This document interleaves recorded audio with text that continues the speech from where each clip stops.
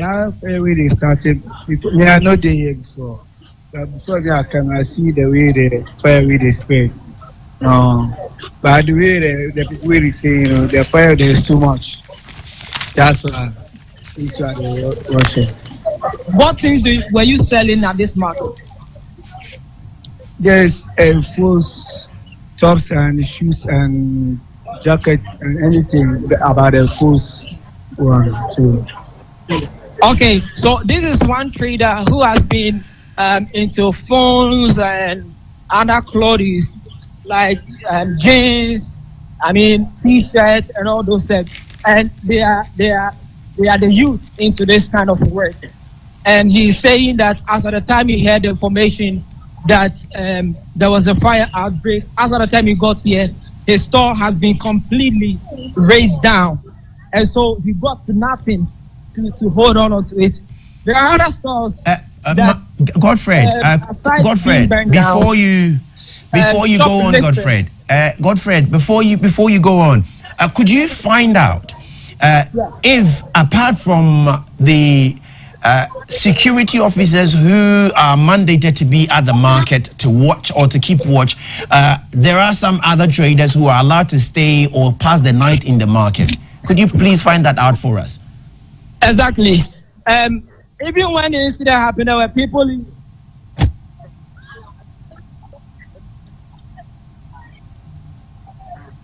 We seem to have lost Michael, but it is critical that we understand. It should form part of the investigations because this fire situation has been one too many. It does appear that this becomes the situation every year, immediately after or just around the Christmas, New Year festivities. We would hear of fires within and around the Kantamanto market, and it's becoming one too many.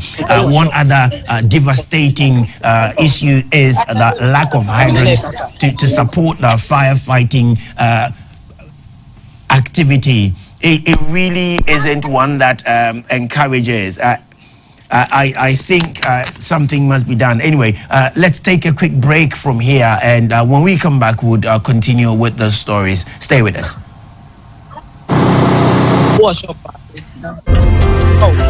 Hello?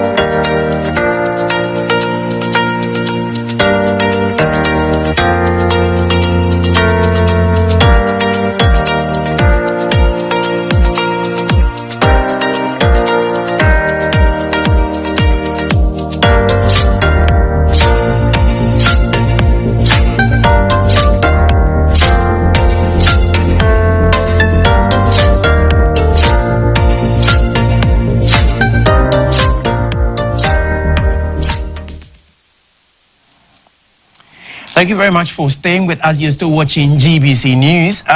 We were talking to our correspondent at Kantamanto, who was feeding us with some updates on the current state of affairs. You may have heard of the fire since 1 a.m. this dawn. On the phone to bring us up to speed with the firefighters' activities at the scene is ADO1 Alex Keane Nate, who is going to be speaking to us and tell us more about what they're doing to control the fire.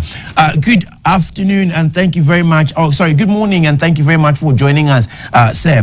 First of all, how did the call come to you? In what circumstances did you receive the call for help? Can you please come again? In what circumstance did you receive the call for help from Kantamanto this dawn? Well, so good morning again to yourself. So there was no call. We have what we call station outlook, where our officers within a station, upon identifying smoke or fire anywhere, on their own initiative, move to the fire scene, move to the scene of the smoke to ascertain. So, based on station outlook, our officers made a move from the station. So, as they were going from the station to the fire scene, then someone came on a motorbike to inform them that there's fire at Kantamanto. So they had to quickly get to the scene. They left the station at 1:28, and by 1:30 a.m. they were here at the scene. Upon arrival at the scene, they realized that the fire was well alight and fast spreading. So they had to call for reinforcement. And at the end of the day, we ended up having 13 fire tenders drawn up from a lot of fire stations in Accra. So as of now, the fire is under control. It is out of danger. And despite some damages to the wooden structures, confidently I can tell you that a lot of the items salvaged, buildings and then the bank, is much more greater than the number of wooden structures that were destroyed in the fire. Upon arrival, did you by any chance meet some of the market traders, and what was the situation before you started your operation to control the fire? Well, the situation was one of people were obviously agitated. They were worried. People were crying. People were casting a lot of accusations. Some of these accusations span from arson, suspecting that some people deliberately started the fire at the place. So in our investigation, we'll take it into consideration. It won't be conclusive, but it will be one of the things that we'll take into consideration during our investigation. That you didn't receive a distress call, but it was your men's being proactive that led to your identifying or knowing there must be something untoward and not normal. How many fire tenders did you dispatch immediately when you had the motorbiker confirming to you that indeed there was fire somewhere? Okay, so at first, because it was the motorbiker who came and not the fire team that came, the initial crew was the one fire tender from our Makola fire station. So they had to immediately move to the scene. So upon moving to the scene and realizing how serious the situation is, then they had to call for reinforcement from our other fire stations to come and complement their efforts. Does appear some of the things you would carry out immediately, though, would be to control the spread of the fire. It wouldn't necessarily be the case of salvaging, but then controlling the fire. At what point did you realize that much water or whatever you have to control the fire won't be enough to help bring the fire under some control, and so you have to call for reinforcement? Okay, so as firefighters, we are trained as scientific or mathematical. You know the number of gallons in your fire tender, and you know when you see a fire, based on the number of gallons you have in your fire tender, you can tell if this fire is within your capacity or beyond your capacity. So upon assessment, they realize that this fire is beyond their capacity. That's how come. And the way, with the rapid pace at which the fire was spreading, we had to really nip it in the bud. That's how come we had to call for more fire tenders so that we tackle the fire from different angles. Mind you, this is a very vast area, and the fire was spreading through all areas. So we have to make sure that we catch it from all other possible angles that could cause more danger. Those who don't know Kantamanto so well, what were some of the impediments in your way to allow for effective fighting of the fire? Well, the impediments are a lot. Human interference is one of the impediments that we face.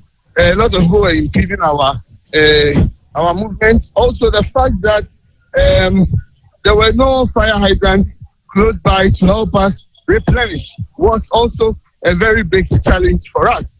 Again, the vehicular and human congestion or human traffic was also a problem, because after our appliance goes to replenish at after appliance goes to replenish at a place like Circle, going and even coming back after replenishing is a problem, because they end up facing a lot of traffic, and it's difficult trying to get through to the seat of fire after they've gone to replenish and coming back. Kiddes, were you surprised when you realized that there weren't fire hydrants around to refuel you immediately, and so you have to travel a long distance? Were you surprised by that? Well, I won't say we were surprised, because we faced similar situations here at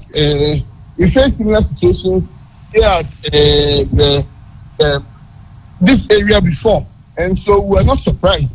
It was our hope that the situation would have improved, since we've been engaging the assemblies on ways to be able to better protect them.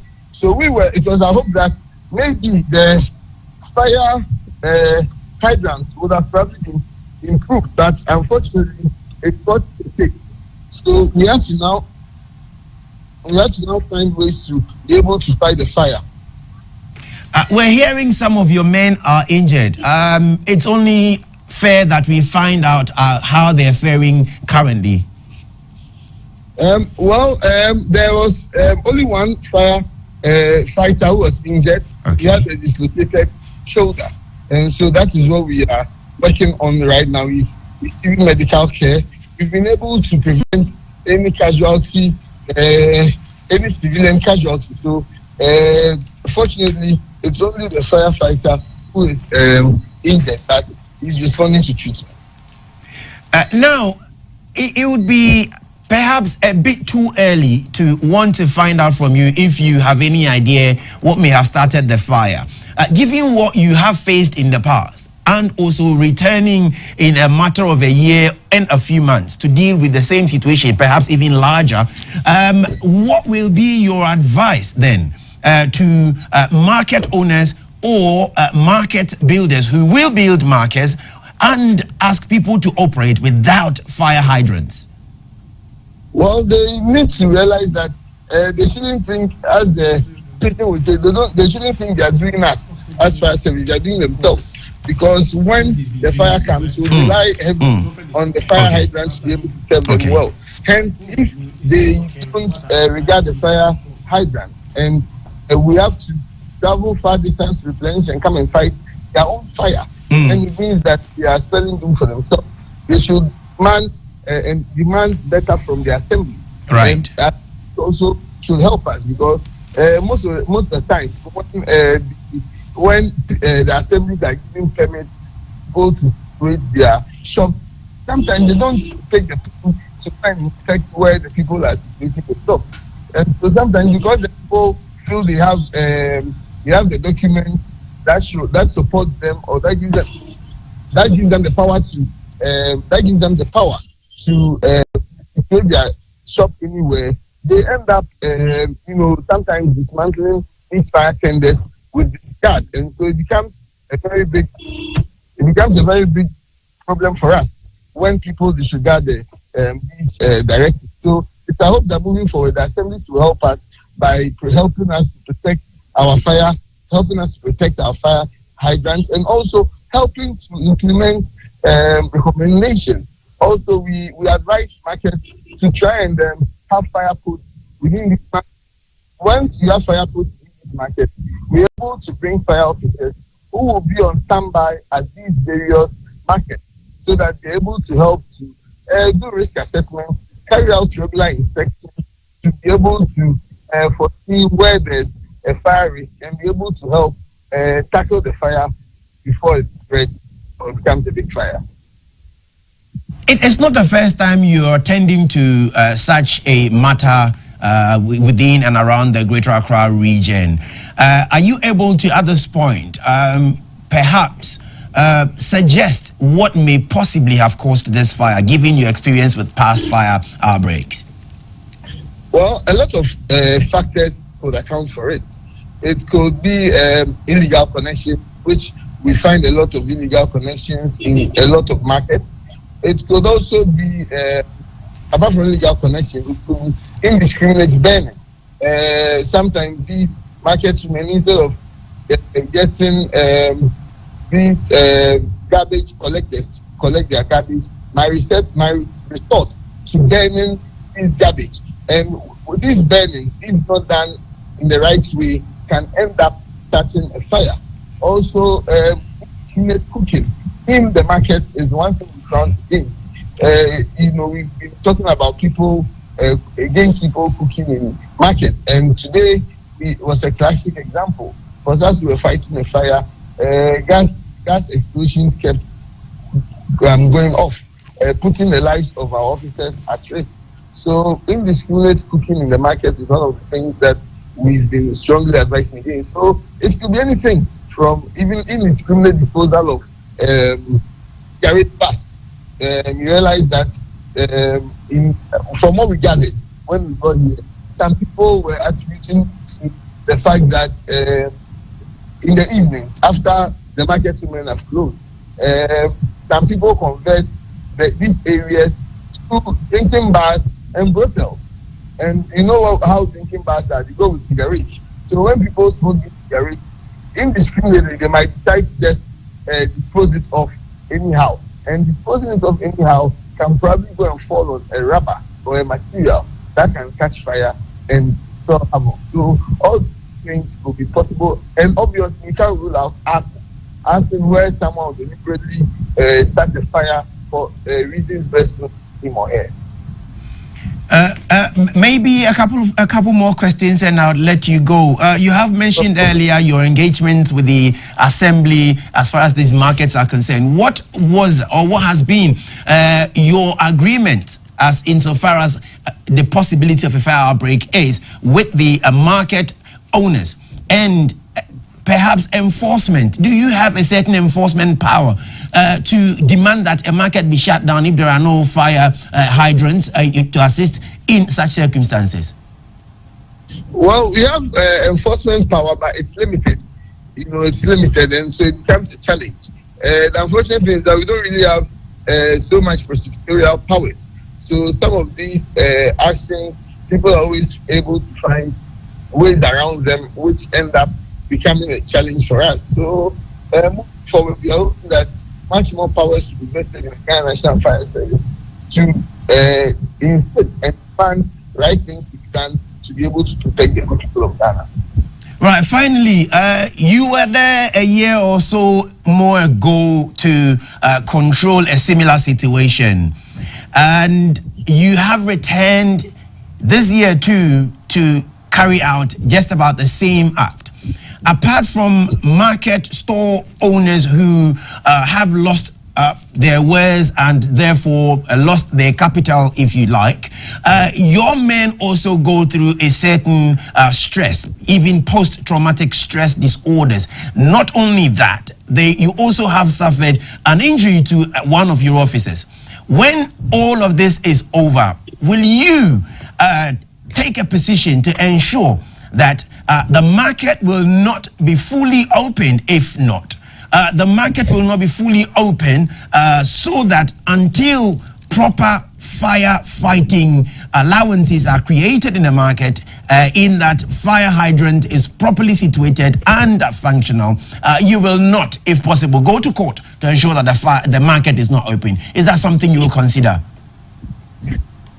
Well, we ensure. But then again, I think again, if you go back to the will of these assemblies, who would help us, because we ensure. Look, I'll use Carnation Market as a classic example. I'm sure you don't remember the last time You ever heard of a fire at Kantamanto Market, right? Most definitely. Yes, that's because they religiously implemented the recommendations that we made, and based on the recommendations that we made, we've been able to avoid fires. We have a fire post there, and you know the SIC mall Yes. at Makola. Yeah. Yes, we also have a fire post there with personnel there who are always carrying out inspection and risk assessment. So until assemblies support us by setting up fire stations, even with our station at Medina, it's situated in the Medina market. So you never hear of a fire at Medina market, or even if you hear it, it wouldn't be as devastating as it should be because we are closer to them. So the employer market owners or the assemblies to try and inculcate firefighters in their in their system of setting up a market, so that as they think about security by getting security men, they should do the same by getting safety officers who will be able to help avert major crises when it comes to fires. We have to leave it there and let you go. Thank you very much, ADO1 Alex King Nate. It's been great talking to you, and we appreciate your time with us. Thank you very much. We would leave ADO1 Alex King Nate and go back to Kantamanto, where our correspondent Godfred is still on the ground, and find out some more from him, what he's been able to gather so far as this fire break is concerned. Godfred, thank you very much for holding on for us. So far, so good. What have you been able to glean from especially the market store owners who clearly have lost their capital? Okay, thank you. Let's welcome you back here. I've got some traders. I have a gentleman with me here. You'll find out what he was selling in this market and what this devastation means to him. Welcome to GTV. Your name and what were you selling in this market? My name is Stephen Enchi. I am a businessman here. I'm a mobile money merchant. But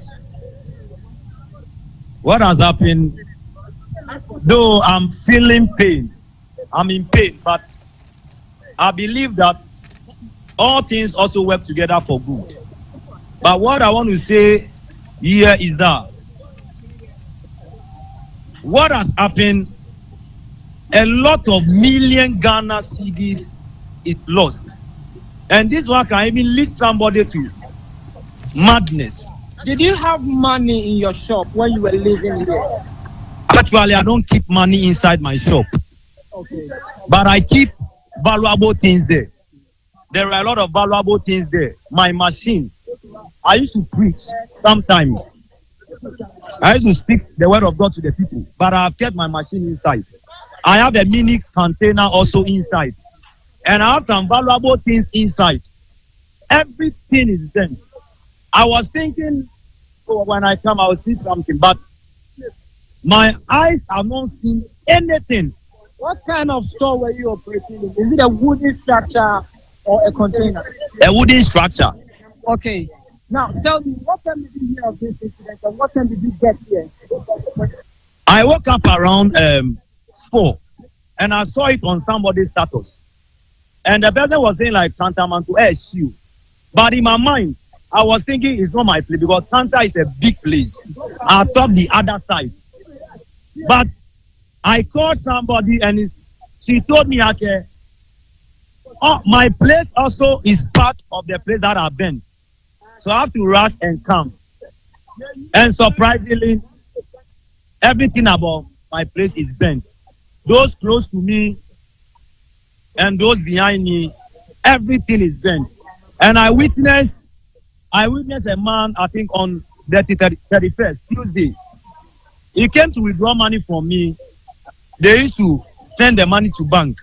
But when you got to the bank, it was about 2:30, so they said they have closed.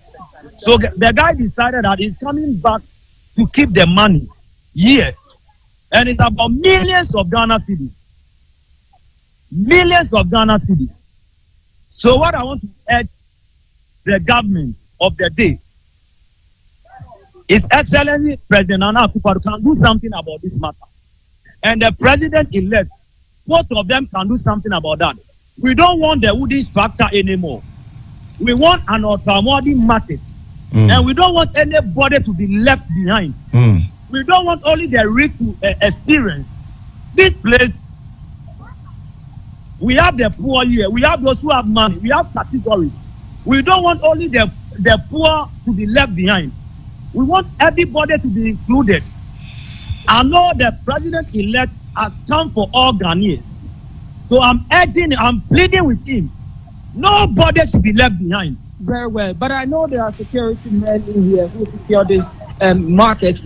What have they been doing to ensure your safety? We don't have security here. Godfred, on that note, let me ask you a question. There is no security man here. We don't pay any security. Right. So Godfred. there's no security person inside here. Who then lock the gates of the market? We have people that are elected to take care of the market. And we have boys who also sleep here. They don't take care of the market. They are only here for their personal gain. They don't watch over anything here. They are only here.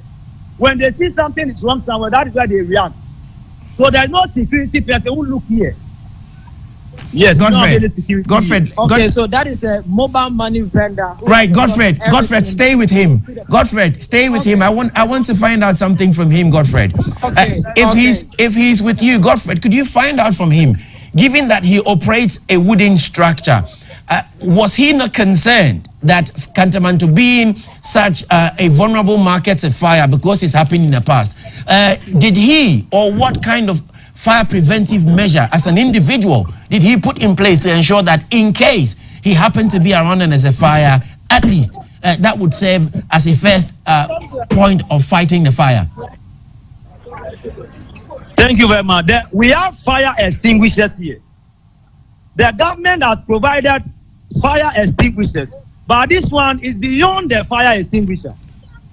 We have fire extinguishers here at every joint place. I have some close to me. But the thing happened in the midnight. We learned that it happened around 11:35 p.m. And some boys stopped it. And I learned that some happened around 12 a.m. And we are not here. We are at our various homes, so we can't do anything about that. So what he is saying is exactly what all the traders are also saying. What is surprising is that there are gas cylinders that are being moved from those materials that remove it from the fire.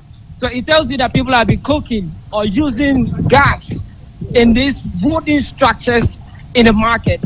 So the place is actually, or even before this incident, was a bit prone to fire, which did not take their precautions very, very seriously.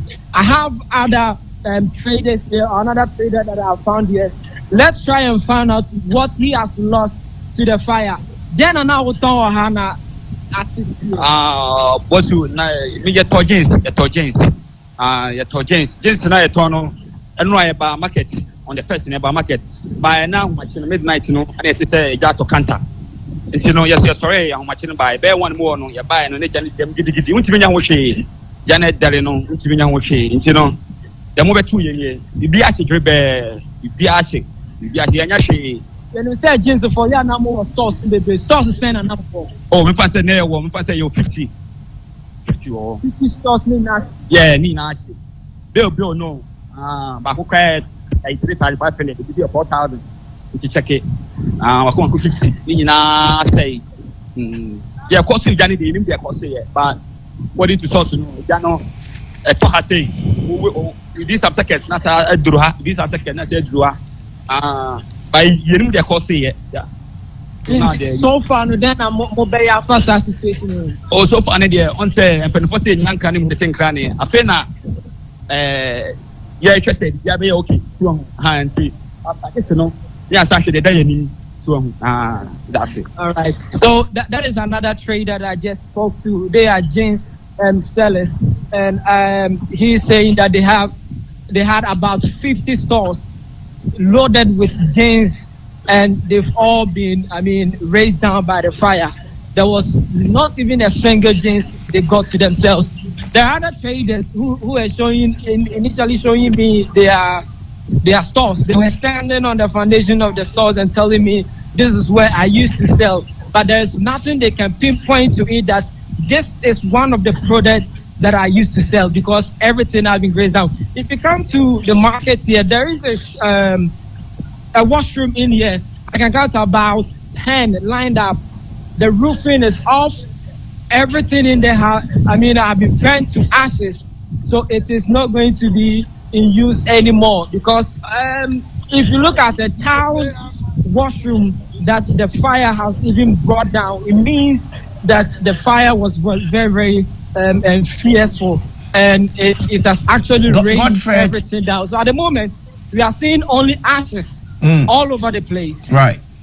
Godfred, I can see from what you're describing that you're either really very close or you are actually currently in the market. Yes, I'm in the market. Right. I also saw in the video that just rolled, some survived, or some containers survived. Do we have any idea what may account for their surviving the fire and they're not raised down?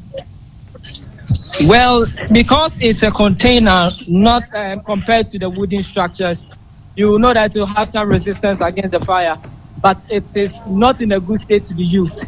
In fact, if you get close to it and you hit it, you can see that the rusting part of it has started already.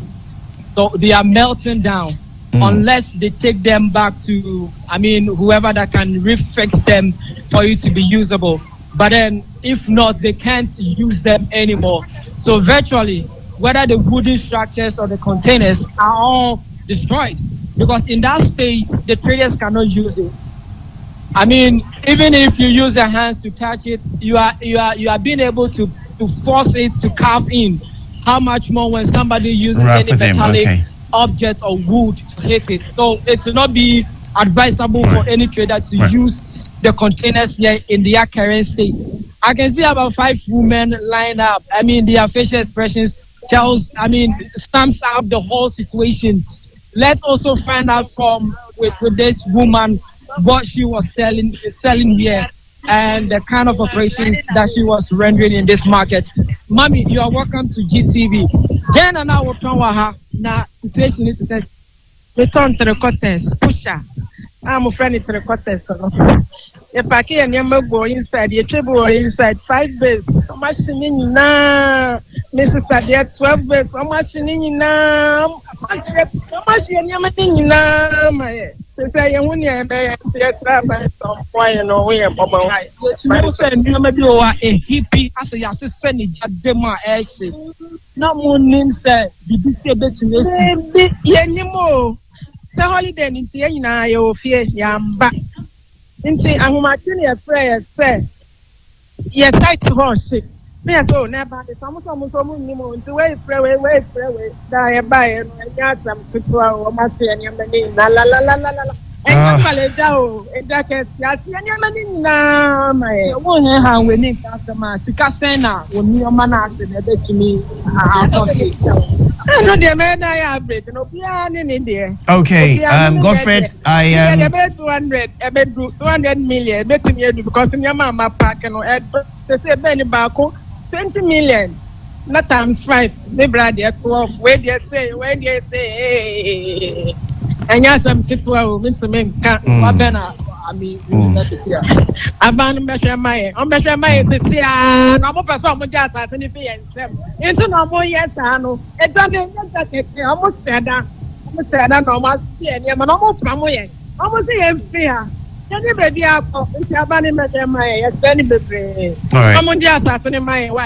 Okay. This is a trader. I have another trader to see. Yes, Godfred.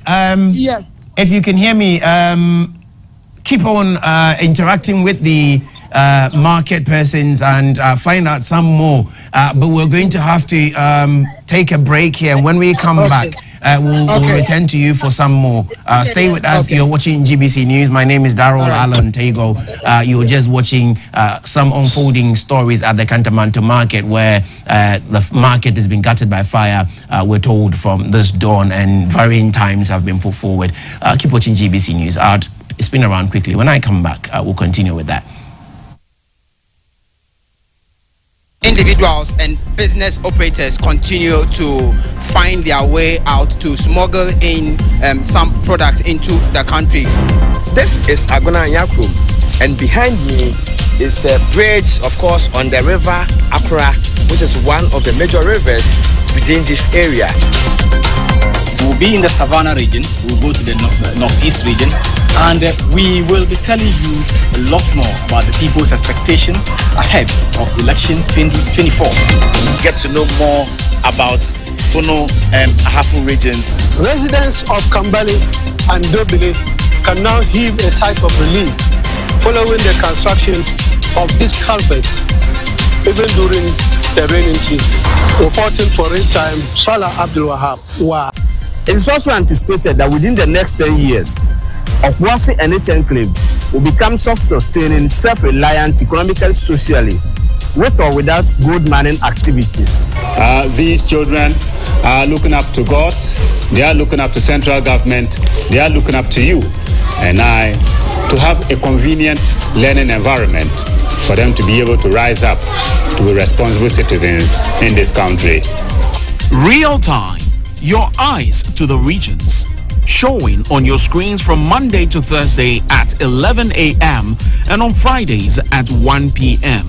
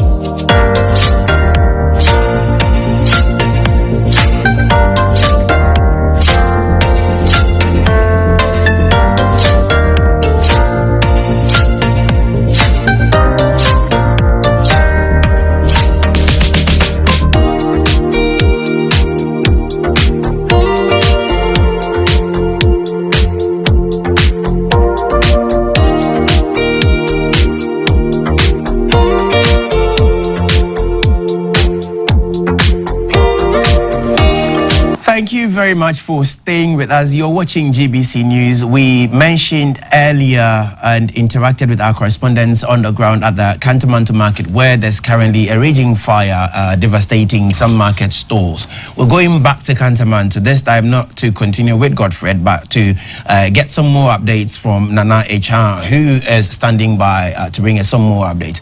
Nana, if you can hear me, welcome to GBC News. What more can you tell us? So the William van being pulled away.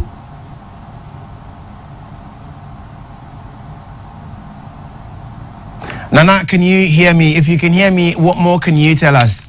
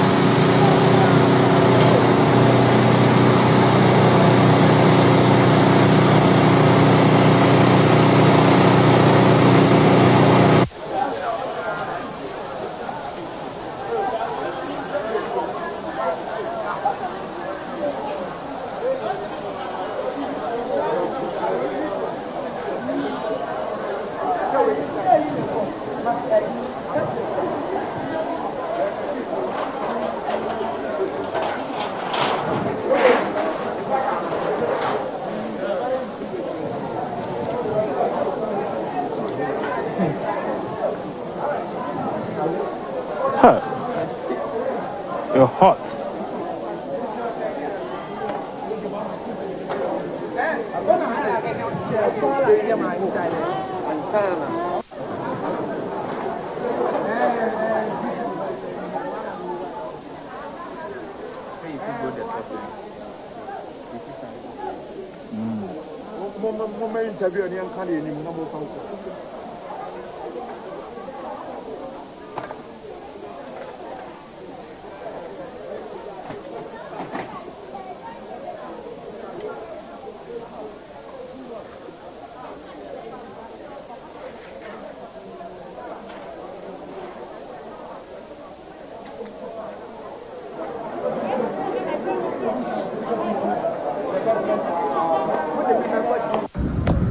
So the William van being pushed away to prevent the fire, and this is just right behind the Ghana Commercial Bank. So this is even on the side of the fire.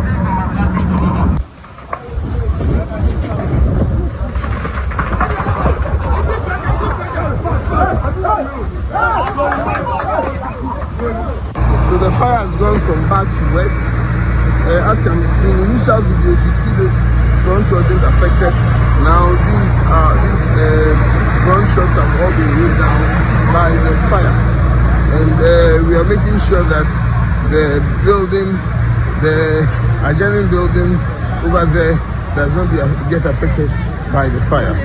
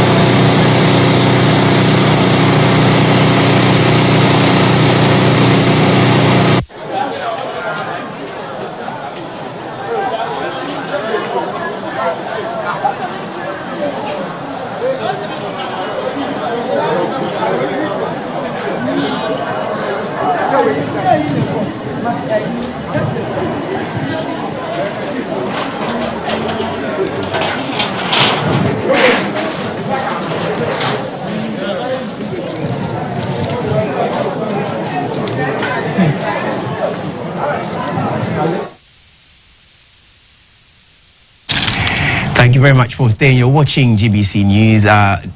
What you just saw was a live feed from the Kantamanto market, where this morning we woke up to the very sad, devastating story of a fire outbreak. And our correspondent has done well to bring us a lot more on what is currently ongoing.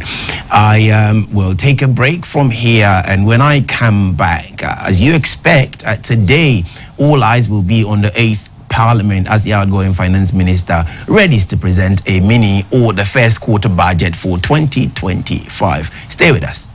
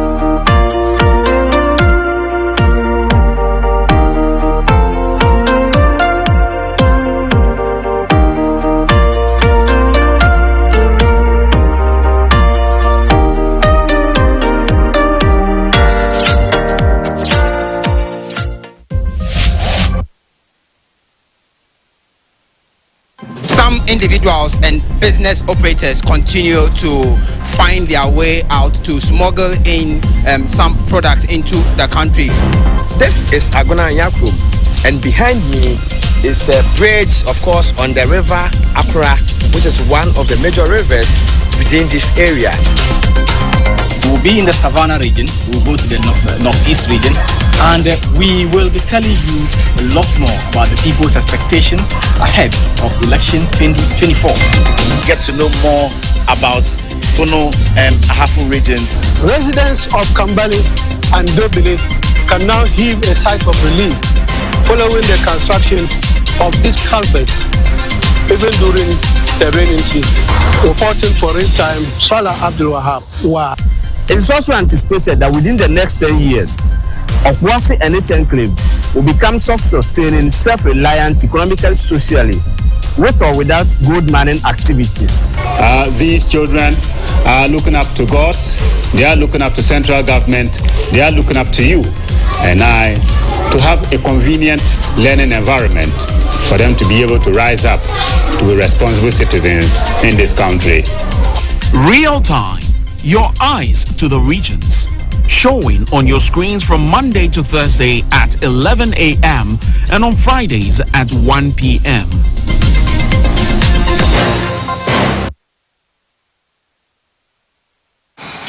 Thank you very much for staying with us. You're watching GBC News, and we're surely going to go to the Parliament of Ghana, where today all eyes are on the 8th Parliament of Ghana as the outgoing Finance Minister, Dr. Amin Adam, prepares to present the first quarter budget for the year 2025. This crucial presentation will outline the government's financial roadmap to sustaining critical sectors and provide continuity in governance during this transitional period. Dr. Adam, whose tenure has seen significant economic challenges and reforms, is expected to shed light on revenue mobilization strategies, expenditure priorities, and measures to stabilize the economy. The stakes are high as Ghanaians anticipate policies that will address, among other things, national concerns and set a steady course for the future. We'll be going there to speak to our correspondent Maurice Ogbete, who is going to bring us some sights and sound from the Parliament of Ghana, as well as interact with some experts who will throw more light on what we can look forward to as far as this presentation is concerned. I will cross over to Parliament and speak to our correspondent Maurice Ogbete. Maurice, welcome. What can you tell us? What does the atmosphere look like in and around the Parliament? Yeah, Bill.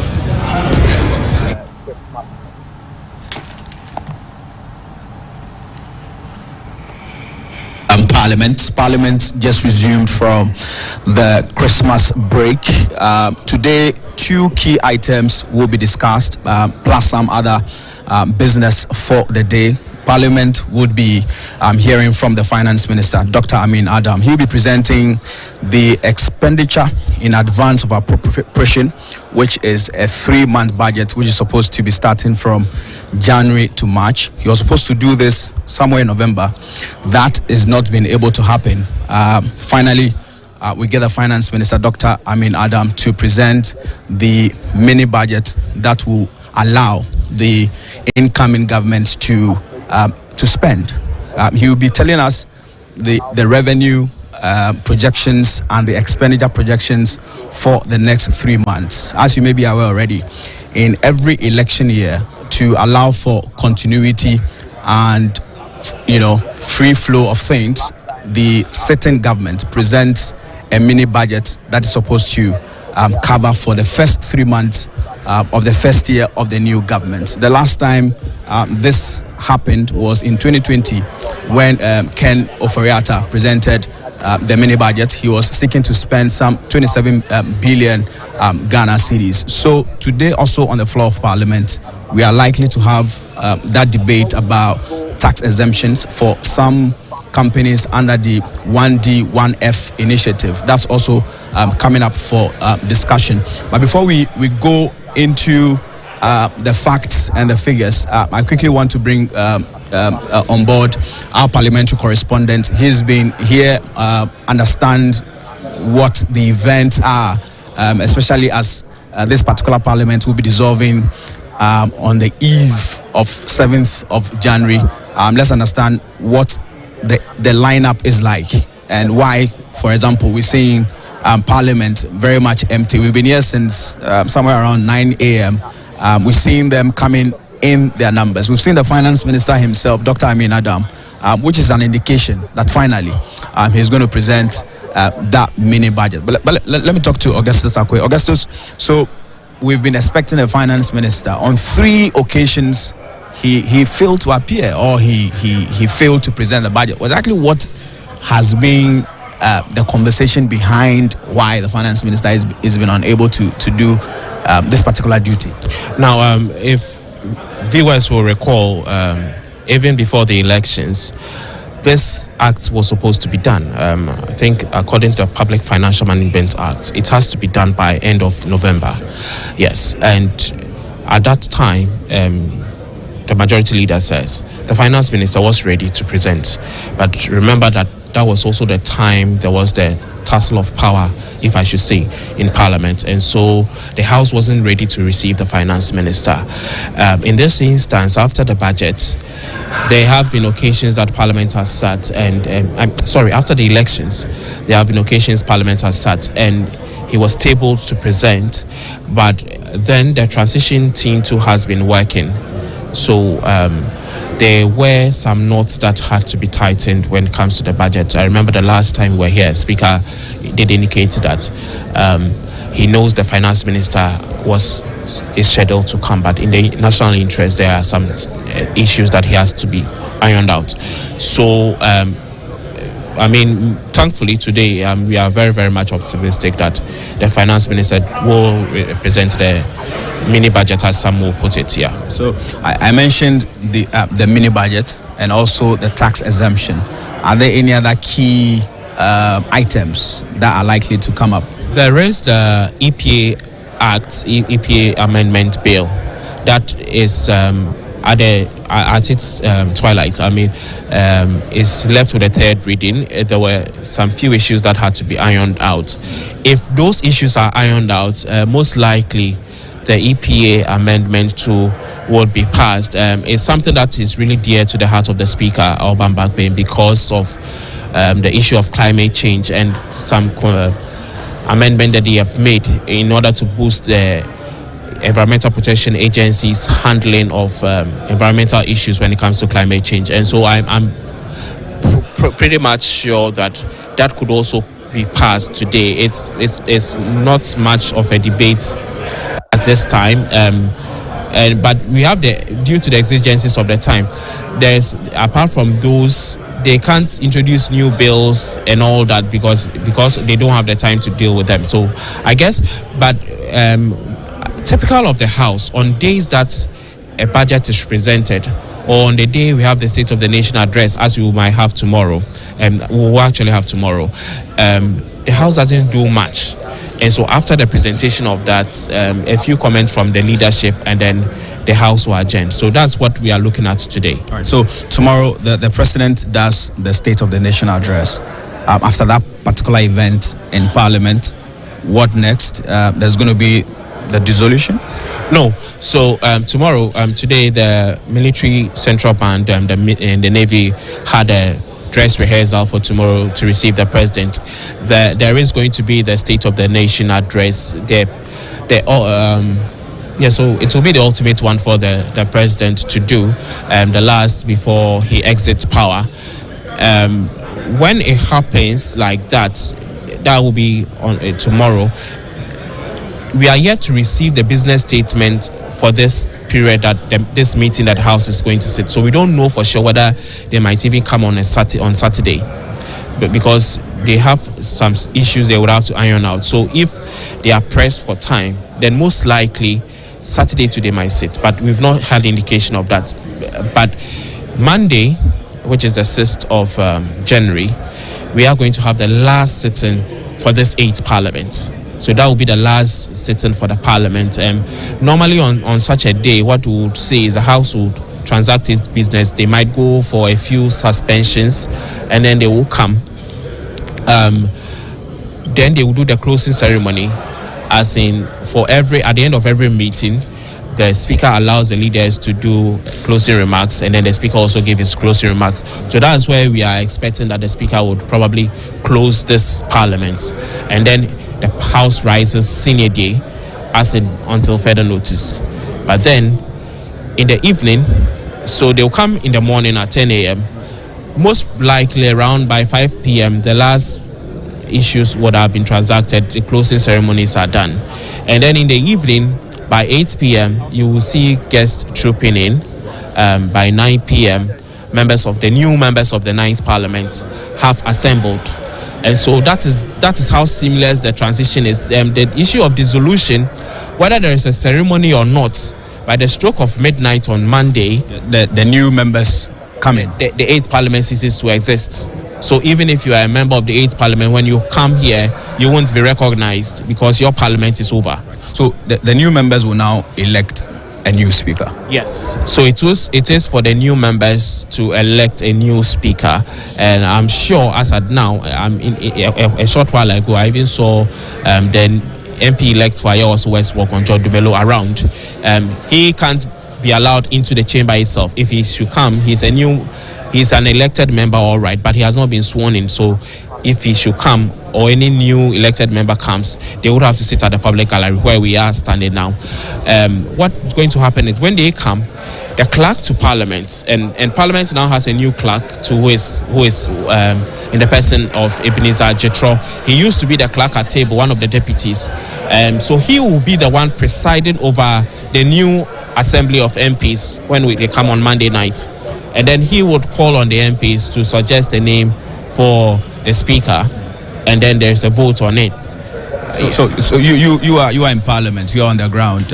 Some names, coming up. The discussions around Bagbane, from what you monitor, is it likely his name is going to come up in the first place? And is it likely to be the Speaker of Parliament in the 8th Parliament?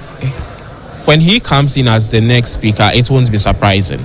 It won't be surprising. And it won't be unconstitutional in any way, because we've had the first speaker of the Fourth Republic, D.F. Annan, going for 2 terms. So it won't be surprising. From all indication, he himself too is fit and ready to continue if he's allowed to. So it won't be surprising. But for me, when it comes to Parliament, when it comes to government, the executive and all that, until the thing happens, you can never say never. So right. Thank you very much. Augustus Akwe is our man in Parliament. He says that very much likely Mr. Bagbane is going to be retained as the next speaker. We hope, or we wait to see exactly how events will pan out by the 6th of January 2024. And so, as I said, the finance minister is going to be presenting the expenditure in appropriation in advance, which is an authority note that is permitting the incoming government to make expenditure. He will be telling us how much he thinks or he projects should be spent in the next 3 months, and how much revenue is expected to be generated. As I said, the last time Ken Ofori-Atta did this, he said some 27 billion Ghana cedis was, expected to be spent in the next 3 months. The finance minister, Dr. Amin Adam, certainly is going to be talking about that moderate recovery that the Ghanaian economy has witnessed. He will certainly use the opportunity to talk about that. The Ghanaian economy grew 4.8% in the first quarter of 2024. It did 7% in the second quarter of 2024. In the third quarter of 2024, it did 7.2%. And so, according to the finance minister, the economy has recovered, and so he's handing over a strong economy to the incoming government, even though we still have some downsides. We see inflation still at 23%, way above government's target of 15%. Even though we've seen exchange rate moderating because of what the Bank of Ghana has been doing in the month of November, intervening in the market, they are still precious to inflation. And so the finance minister will be talking about the recovery.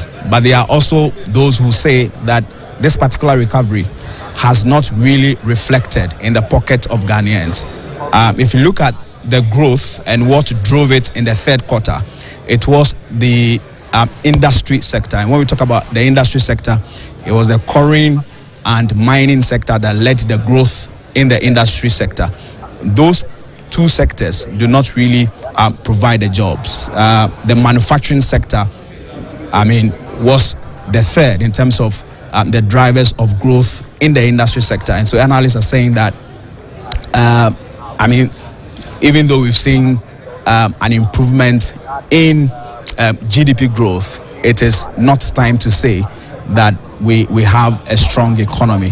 The finance minister also be talking about that improvement we've seen in our external sector development. Our gross international reserves, some $8 billion, which is making up for 3.5 months of import cover. The finance minister certainly will be taking this opportunity, the last opportunity, to talk about the economy that they inherited in 2017 and the economy that will be handing over to the new government, the Mahama-led government.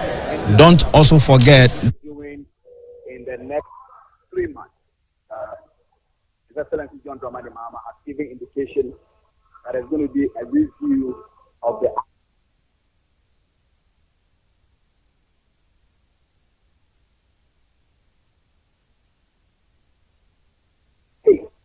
and maneuver. So, number one, there's going to be a review of the IMF view. This government, or the incoming government, in their manifesto, has also promised that in the next 3 months, or in their first budget, they're going to cancel the dealers, they're going to cancel the emission tax, and some other taxes. Also to streamline. We've just lost Maurice over there, but we're working our equipment and systems to go back to him. And when we get him, I'd wanted to put a few questions to him and see if he could provide some infilling for those questions. He's mentioned how we can expect the finance minister to put forward some requests before Parliament, revenue mobilization, as well as tax waivers. We're wondering how many companies we're going to benefit from this tax waivers and what their routes are really. Are these companies who are at the upper level expats and at the lower level locals who don't necessarily gain so much as far as revenue is concerned, and so therefore if we're talking about tax waivers, should we continue to offer tax waivers to people whose tax payment doesn't necessarily fill our basket locally? He's also talked about some percentages as far as economic recovery is concerned, and he's mentioned what we did in 2016, 2017, also somewhere 2020. He's mentioned 4.8% as well as 7 and above percentage points in terms of economic growth, in which case the finance minister will seek to project those as the economy having recovered or on the road to recovering somehow. When we get Maurice, I'll also want to find out the sum total of tax waiver we're looking at chopping off to these companies, and whether or not these in themselves would stand to shore up our economy to bring it to a certain position of recovery. These are among some of the few questions I would like to throw or put before Maurice to find out what we know. Again, in 2020, Keanu Foriata requested to be given some 27 billion cedi expenditure. Do we have any idea what the current finance minister is going to put forward? Is it going to be just about the same, or is it going to be even less? If it would be less, do we have any idea what may be accounting for that less expenditure? And these are some of the things we want to talk about or understand from Maurice, who is in Parliament. If Maurice is joining us anytime soon, by all means look forward to receiving or knowing the answers to these questions. Again, we don't know yet, and if we do, it may be speculation, the number of companies earmarked to benefit from the tax waiver. And if we get to know this, I guess this will also help us understand why they should benefit from a tax waiver at this point, at a time when we all clearly, whether expect or lay, are saying our economy isn't in the best of shapes. And if it is not, why would we consider a tax tax waiver, what is going to be the benefits in that tax waiver for us and for our local economy in terms of revenue mobilization. If it is intended to help these companies stand on their feet, then what are we looking at in terms of clawing back some of the revenue they raise to fill up the gaps their waiver will create in terms of our revenue mobilization? These, among many, are some of the questions would like to put forward to Morris, and if he's been able to lay hands or get some answers, he would put them forward to us. We'll also be looking forward to speaking to Dr. Frank Banner, who is an economist, as well as Dr. Eric Boachi Iyadom, who is a senior lecturer in finance at the UPSA. If we're able to get hold of them quickly, we will ask some few questions of this whole exercise of a first quarter budget or transitioning budget, which some also refer to as a mini budget. We'll also be speaking to Yao Apia Latte, who is a financial advisory partner at the Deloitte Ghana. Would look forward to speaking to these personalities, and all in the name of or in the spirit of understanding what this mini budget or first quarter expenditure will be, and if any advice or any expectations, what shall we look forward to as far as this is concerned. We're looking forward to receiving Dr. Amin Adam, the current finance minister, or soon to be the outgone finance minister with the 8th Parliament. And yes, these are some of the things we'll be looking forward to understanding. Let me quickly flip over and see what we have again. Hinging on or dwelling, not to overburden the point, tax waiver is one that would normally send a lot of questions flying, and it is quite curious to find out who is benefiting from a tax waiver and why they stand to benefit from that. It is also critical, if you like, to also understand the origin of some of these companies and how we as a nation stand to benefit from their operations. Sometimes you have some of these companies filled with so many expatriates who are not local, right, who are not local, and so it turns up, or you end up having the tax waiver, but then our benefit in that is very minimal or some insignificant. I have Yao Apia Latte, financial advisory partner at the Deloitte Ghana, on the phone. I'm going to go to him to help me understand some few things as far as this whole exercise of first quarter budget or mini budget statement presentation is concerned. Good afternoon, sir, and thank you very much for spending time with us. A happy New Year as well to you. Yeah, if you can hear me, a happy New Year to you.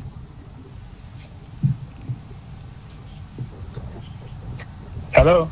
Hi, yeah, happy New Year to you, and thank you very much for joining us on GBC News. Hello. I can hear you. Can you hear me? I think we're having a little challenge with our telephone line there, but yeah, I heard you earlier on, so if you can hear me, welcome to GBC News, and thank you very much for joining us. A happy New Year to you. Yes, happy New Year to you and your viewers and listeners. Thank you.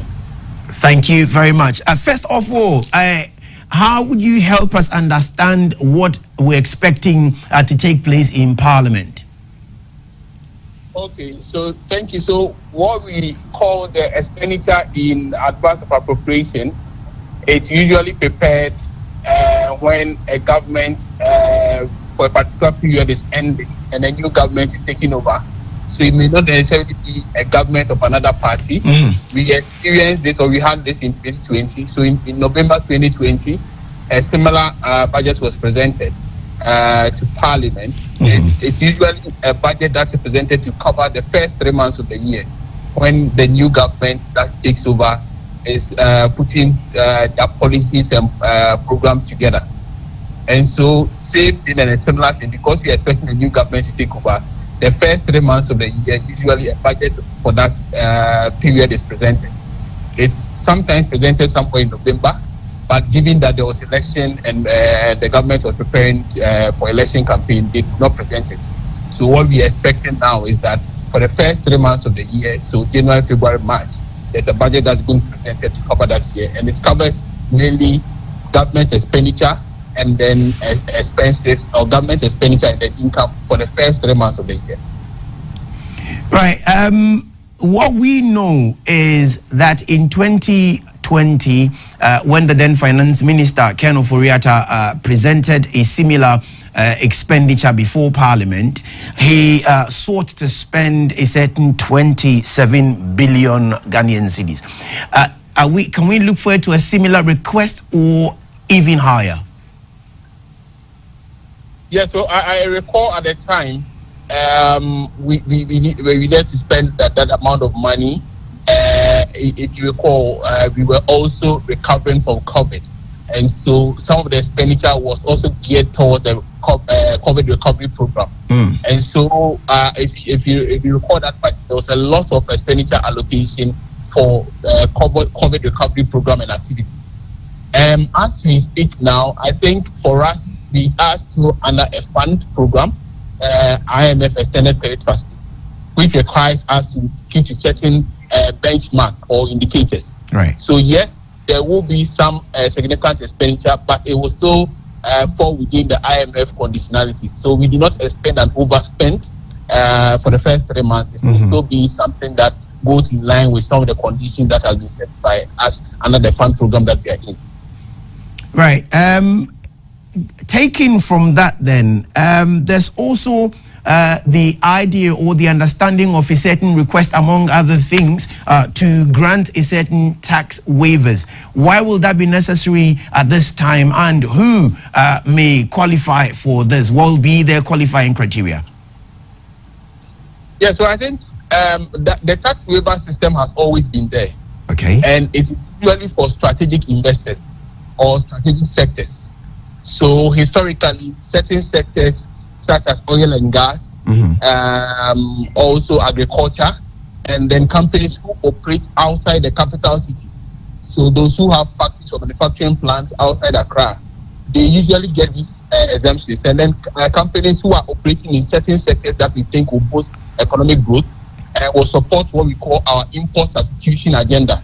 So instead of the thing that we are importing from outside, there's a company that's going to manufacture things from Ghana. Government gives these tax incentives or tax waivers, and they are supposed to help increase production or productivity and also create employment.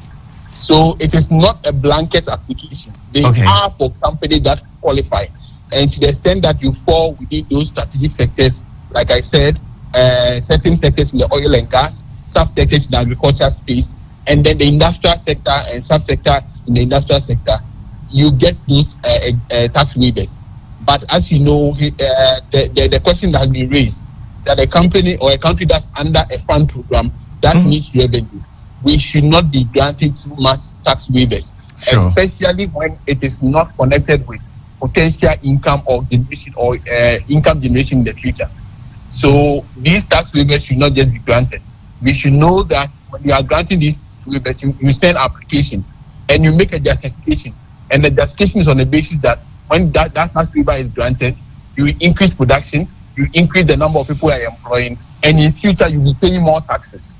So I think those are the things that goes into the granting of waivers. So Parliament does not just grant those waivers or tax waivers. They go through a certain process of application, and once you qualify, you get to benefits.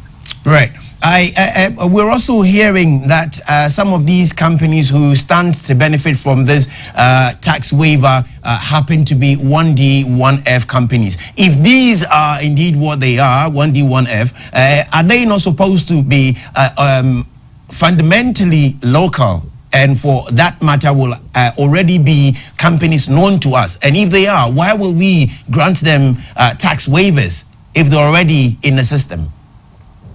Yes, so like I said, they may be 1D, 1F, but it's not all 1D, 1F companies that qualify for tax waivers. So the tax waivers are granted to companies even though you may be under 1D, 1F, but you are operating in a certain strategic sector. And like I said, strategic sectors are sectors that promote our long-term economic growth and policy. So companies that are doing importation or value addition to things that we are exporting their raw state. So instead of us exporting the fruit in their raw state, if there's a company that is processing the fruit, they get a benefit. And what that means is that they will get to employ more Ghanaians, and these Ghanaians will pay taxes. So we'll get a benefit in the future.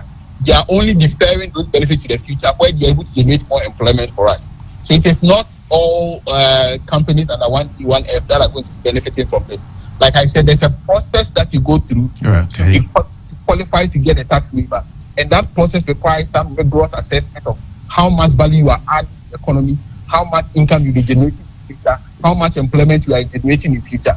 And when you qualify on the basis of that, you get a waiver. Right. Do we have a limit, a threshold beyond which we cannot grant, or because it's a waiver, then it's a blank check?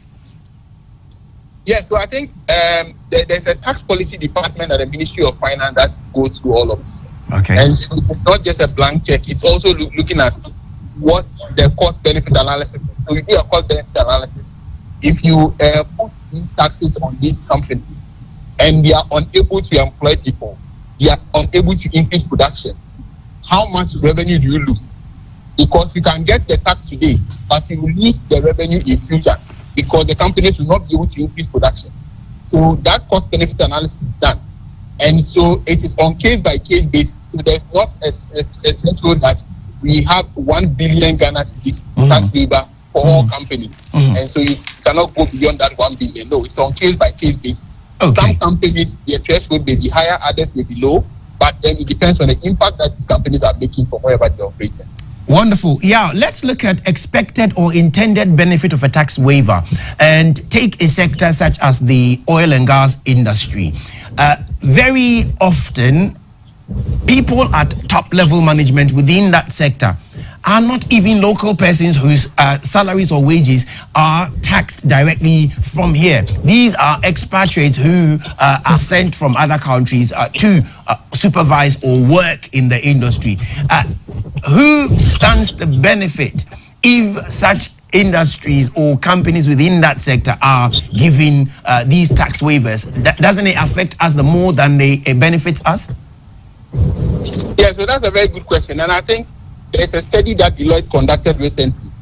We were looking at fiscal policy regimes and its impact in the oil and gas sector. We look at a number of African countries. So one good example is Namibia.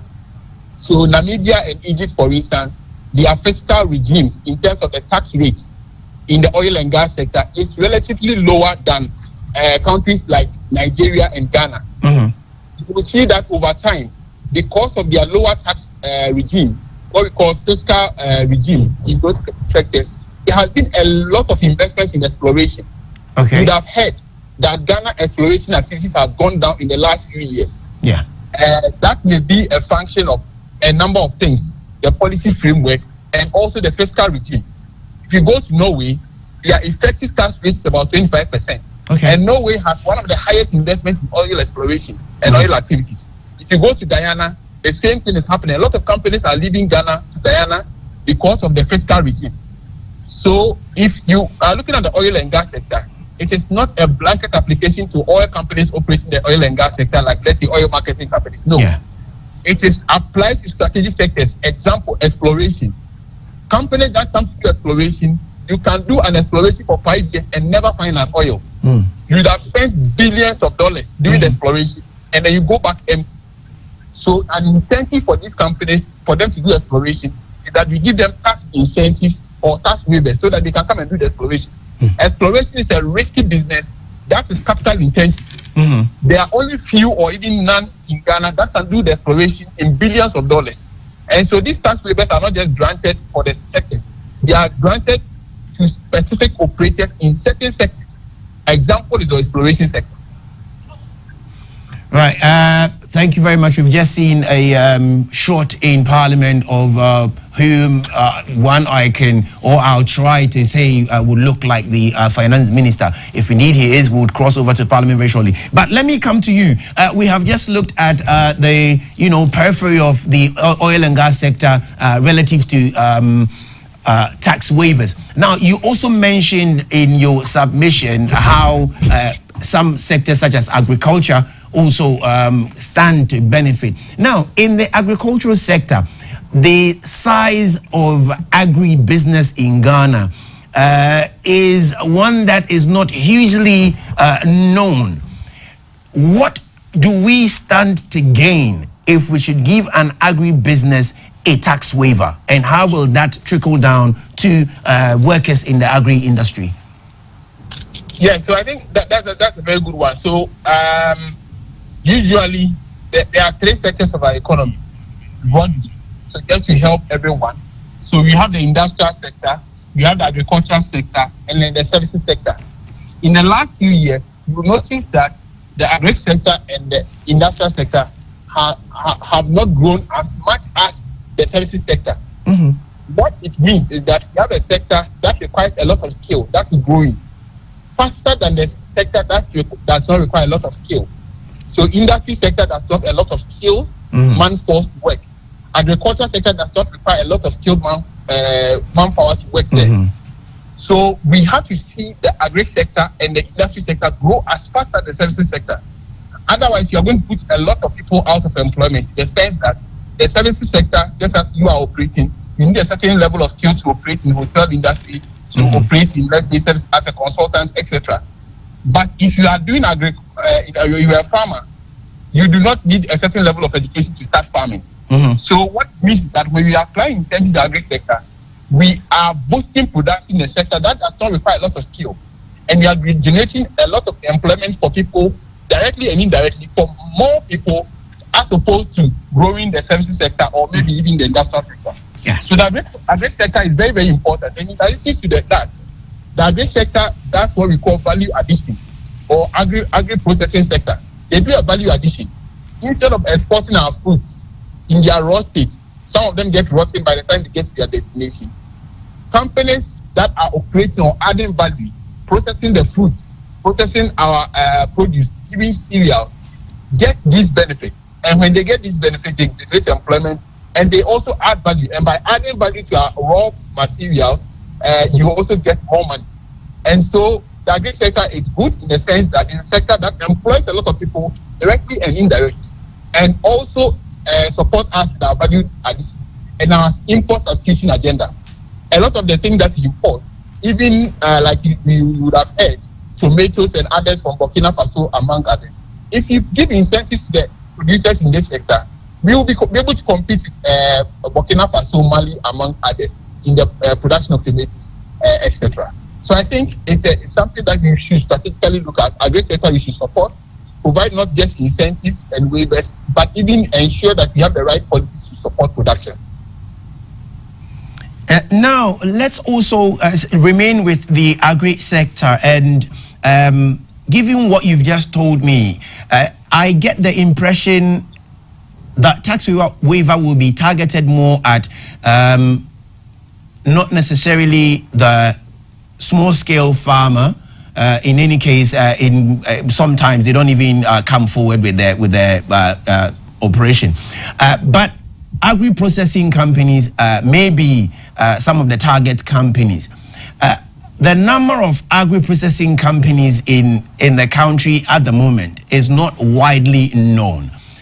How sure are we that some of these companies who will benefit from these tax waivers will channel the benefit of that into enlarging their operations, thereby taking more people? Yeah, so I think part of the application process that you go through to get the tax waiver, there is also a requirement for you to submit a justification for the grant of the waiver. Okay. And so the justification will require that you do some what we call projection of the revenue that you intend to generate, and then how much employment you create. So what you advise the various district department and agencies that companies that fall within their sectors that are giving these tax waivers, they should engage in rigorous monitoring and evaluation of their performance. Because it's one thing granting the waivers, and it's another thing getting the benefits from those waivers as a country. Because if you grant the benefit to these companies and their only benefit as a country, and the economic and social impact on our economy at large, it's not being seen or it's not even granted, or we are not getting those benefits, then we have to review those exemptions or those waivers that are granted to those companies. So every waiver should not just be granted on the face of it. It should be granted with certain conditions that over a certain period, there will be rigorous monitoring and evaluation. And to the extent that we are not getting the benefit, we should review or even revoke those waivers. I think that's something that as a country we should be interested in, that those waivers are not granted for the sake of granting them. They are granted with a view that over time the country will benefit. So in most countries, if you go to Australia, for instance, these waivers, when they are granted, they do what we call economic and social impact, cost-benefit analysis of the country. And there is a state monitoring system that monitors these benefits to the country. So year one, we see the impact on the country. Year two, they assess the impact of the country. Year three, they assess the impact of the country. So after year three, if they see that the impact of the country is not significant, they review it or they abrogate it or they cancel it. So I think that's something that as a country, or even the various departments that are having these companies benefits from these waivers, will have to institute. You have to put in the right policy to ensure that these companies are actually giving us the benefits of the country and not just the sake of granting the waivers. We have heard in the past how some tax waivers has rather led to increased salaries for top-level managers and no benefit whatsoever to middle and lower-level employees. Similarly, it also ended up in creating even a greater or a bigger revenue loophole or vacuum, and so that we're unable to meet our revenue targets at the end of the term. How sure are we that this time, if we should approve tax waivers, they will not end up in doing the same thing again? So that takes me back to my earlier recommendation of a state monitoring and evaluation department by the tax policy department at the Ministry of Finance, and also the various departments that have entities benefit from them. Let me give you a sense of how these things work. So for you to get a tax waiver, if you're an agri-business, you have to go to the Ministry of Agriculture. The Ministry of Agriculture will then submit the application or facilitate the arrangement through the Ministry of Finance. So first, it's your parent ministry or the ministry where your sector falls. So if you are a 1D, 1F, the Ministry of Trade and Industry is the one that facilitates it. So what we recommend is that these ministry department and agencies should have monitoring and evaluation department that are ensuring that these companies are not just dissipating the benefits for themselves, paying themselves big bonuses like you are saying, but they are actually giving the benefits to the country. So for instance, a lot of companies that operate are making a lot of profit, but they don't pay dividends to government. If they don't pay dividends to government, what do you do? To ensure that they are using the money to regenerate or expand and grow their business and create more employment. So it is not a case that we should allow them to pay it themselves as big bonuses or even declaring some benefit for their top level management. But they are using the money for expansion and growth and generating more employment. And that, in the long term, you get a benefit. Because, like I said, these tax waivers are not perpetuity.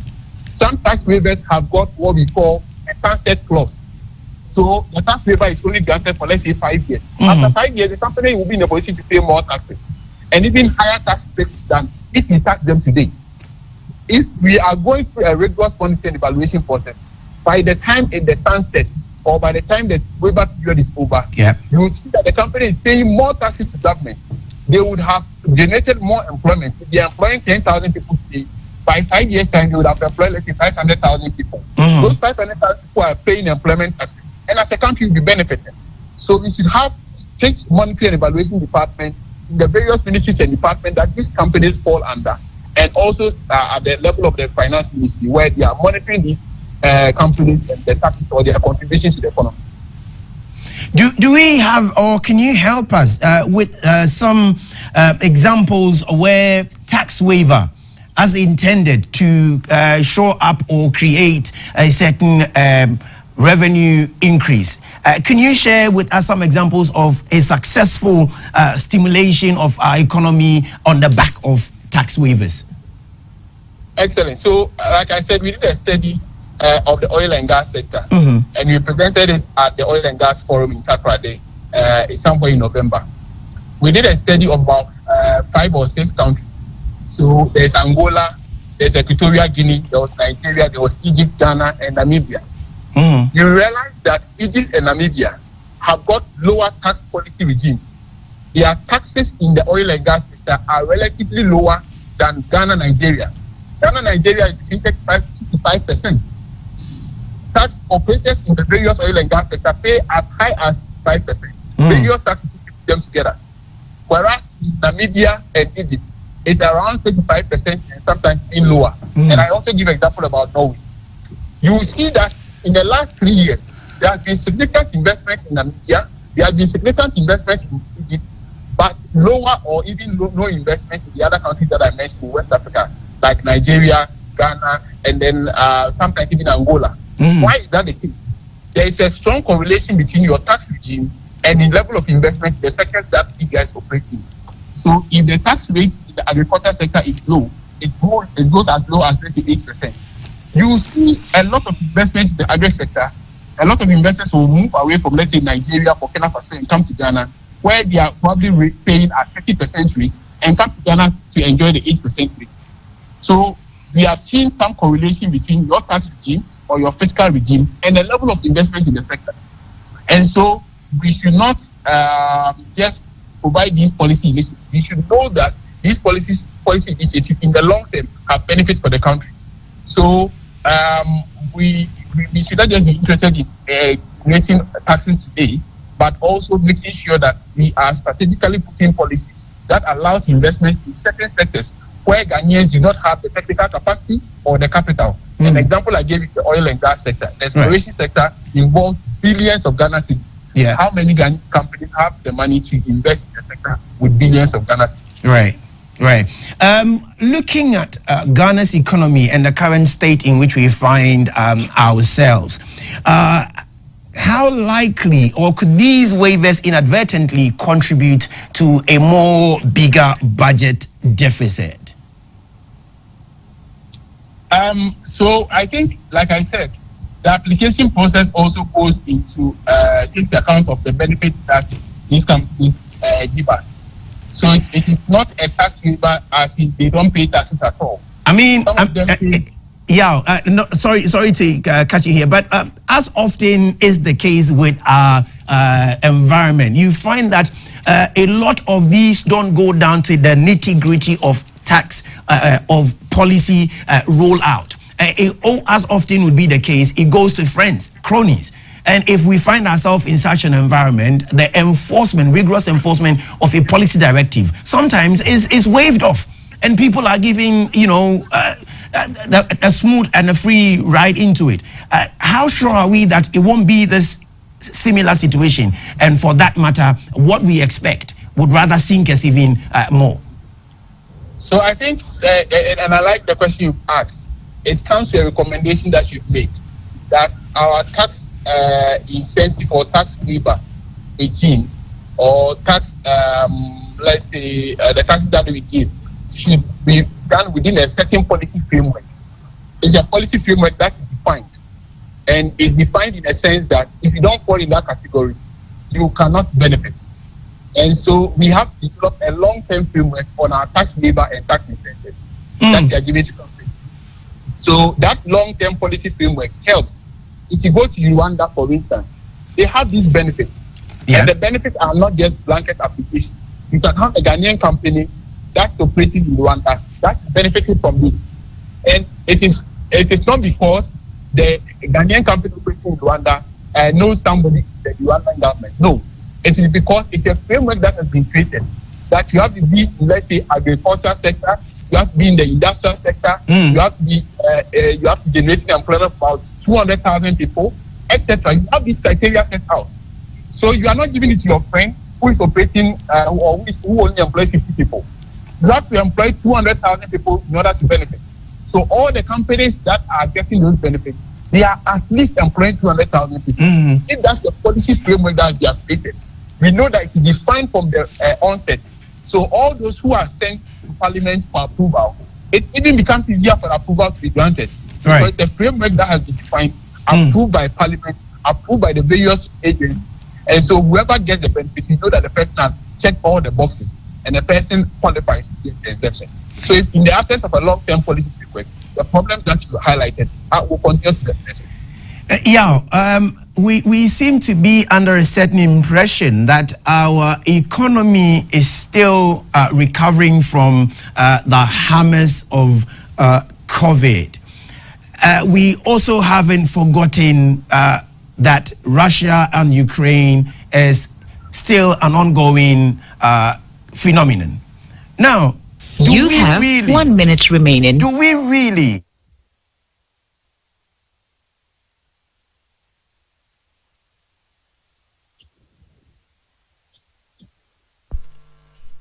economic or employment environment in order to generate revenue?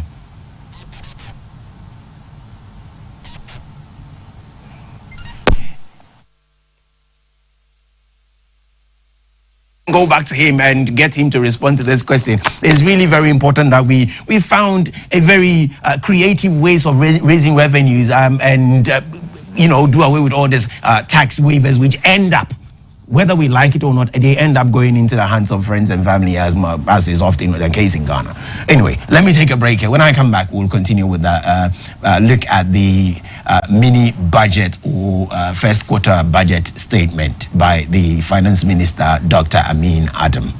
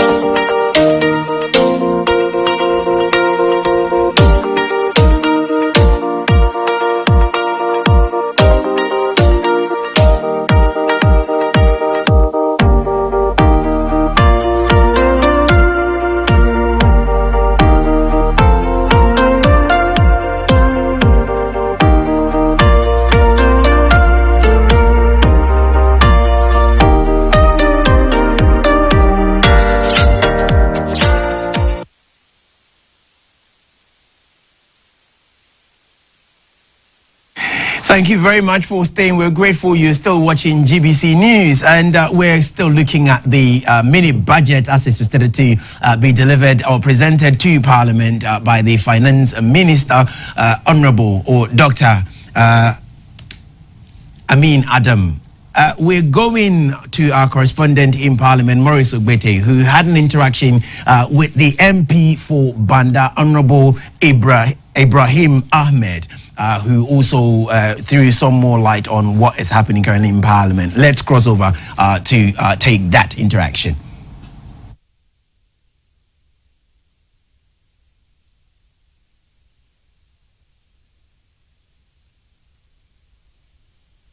A very good morning to your cherished viewers. As a matter of fact, two things are going to happen today. The Minister for Finance is expected to present to the House the expenditure in advance of appropriation. As I speak to you, I saw the Minister in the chamber. So I know clearly he's ever ready to come and do it. Then secondly, the President of the Republic is expected in the House tomorrow to give his last message to Ghanaians. And because of that, I don't think we have to keep too long today.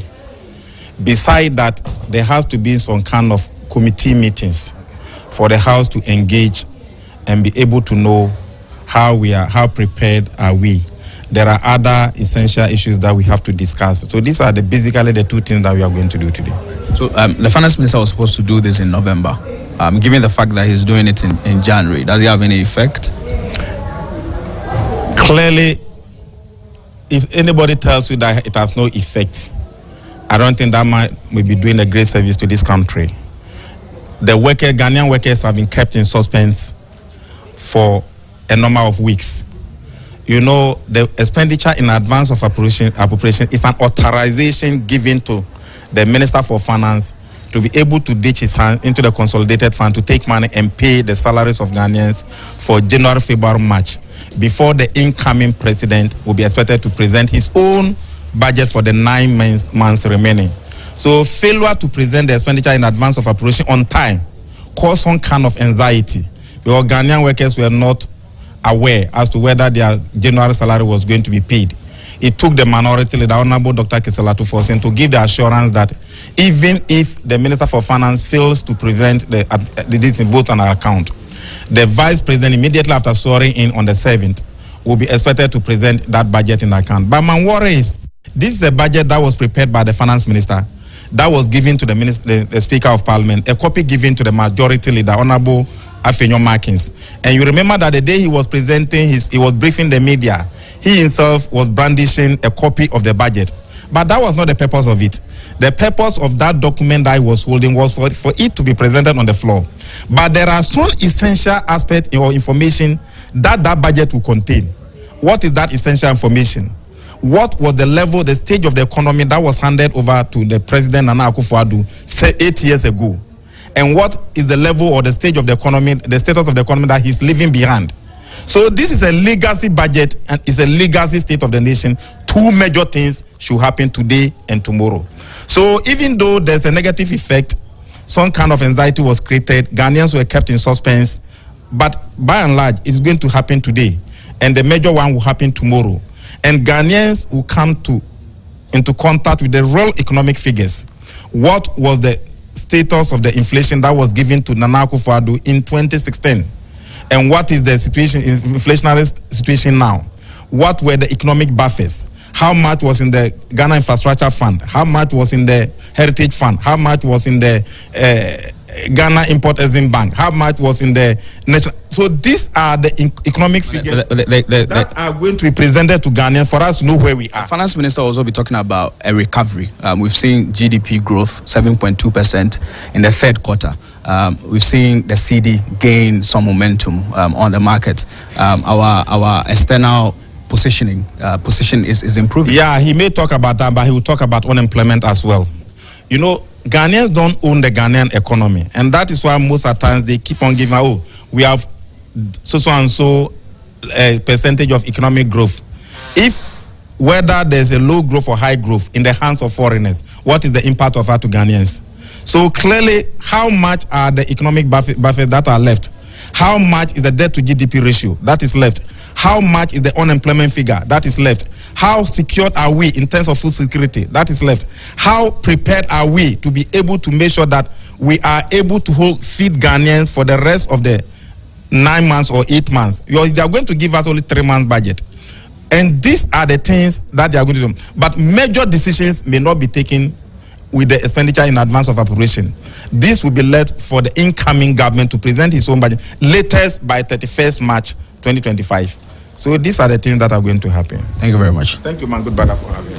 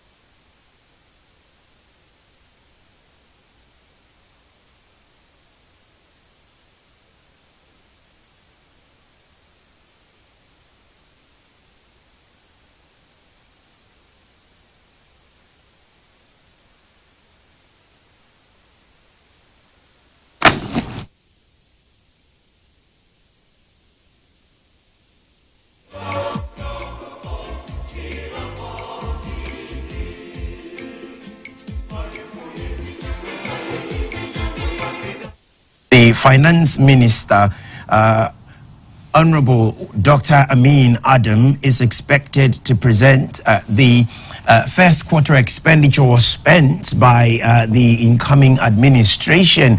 And this was expected in November, but because of our preparation towards elections 2024, that did not come before the House. But today, thankfully, it is surely going to be presented. Among the things Ghanaians can look forward to, this is really significant in that the Finance Minister, Dr. Adam, can surely say how challenging it had been to have taken over the economic affairs of this country, and also what reforms he's have to put in place to ensure that our economy somehow recovers from the grips of COVID as well as the Russia-Ukraine war.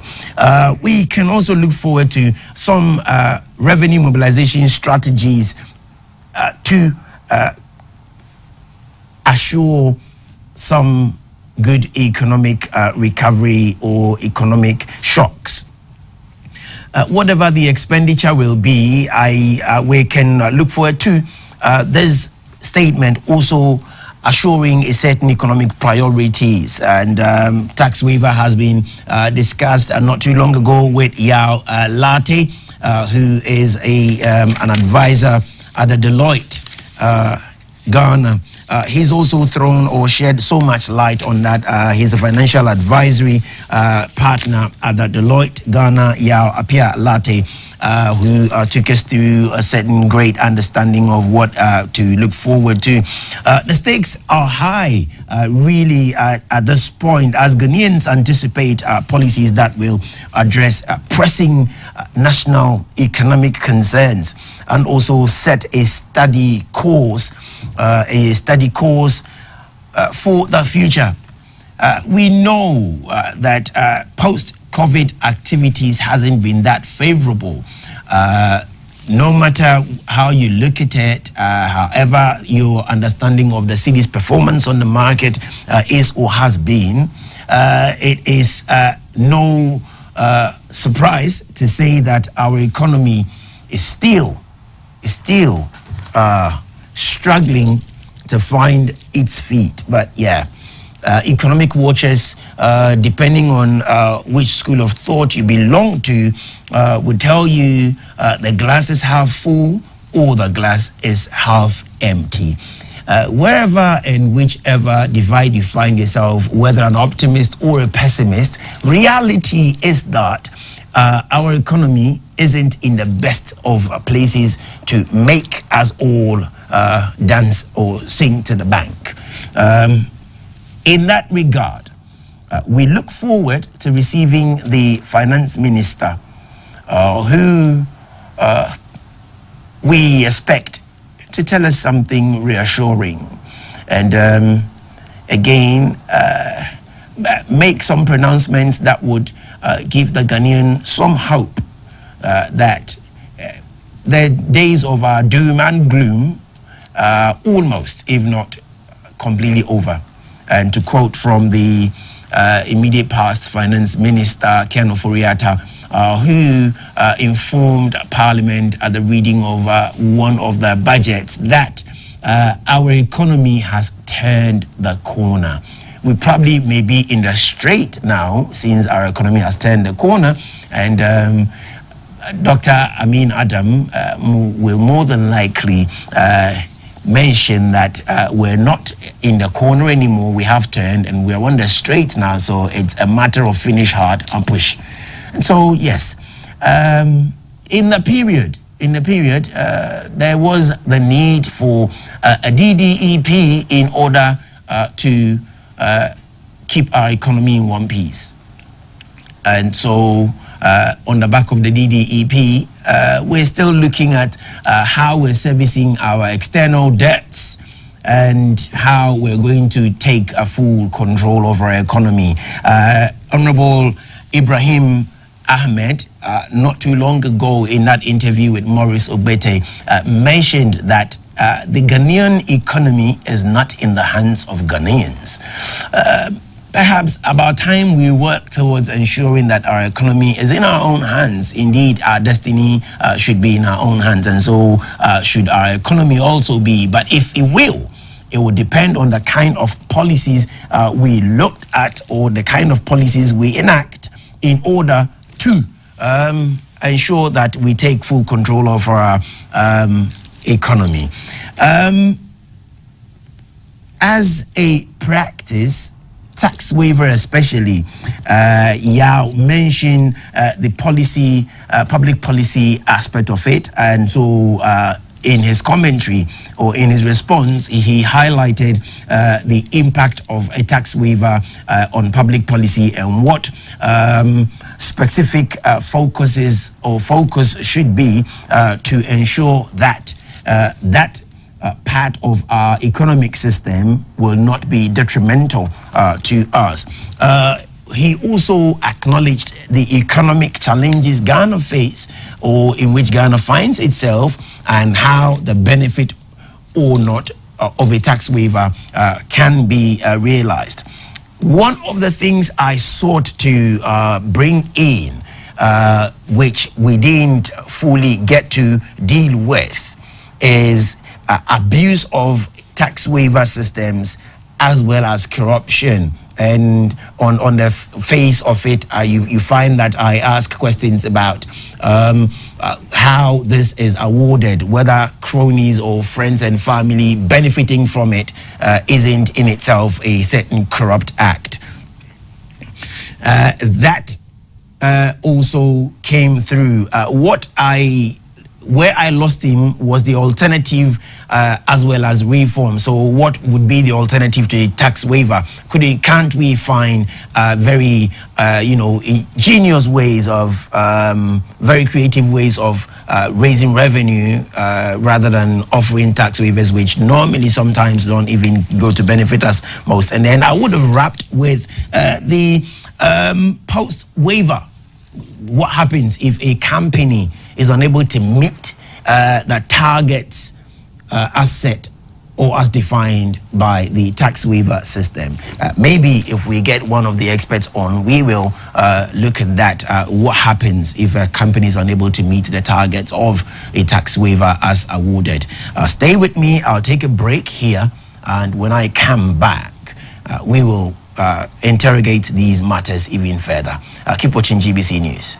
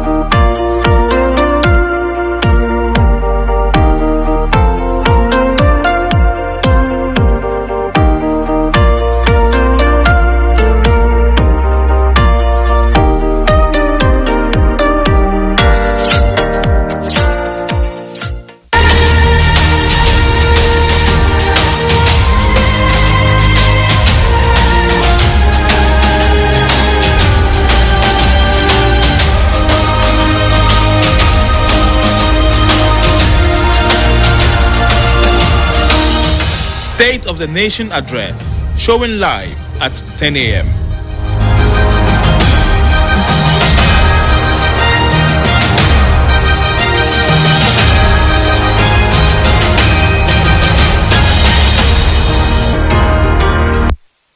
Some individuals and business operators continue to find their way out to smuggle in some products into the country.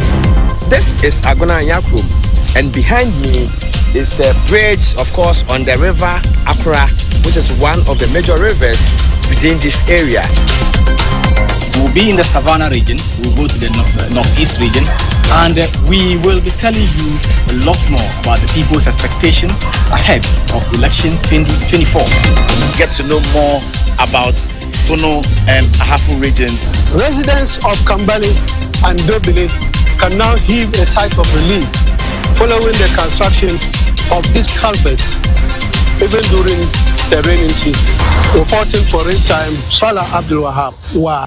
It is also anticipated that within the next 10 years, Okwasi and its enclave will become self-sustaining, self-reliant economically, socially, with or without gold mining activities.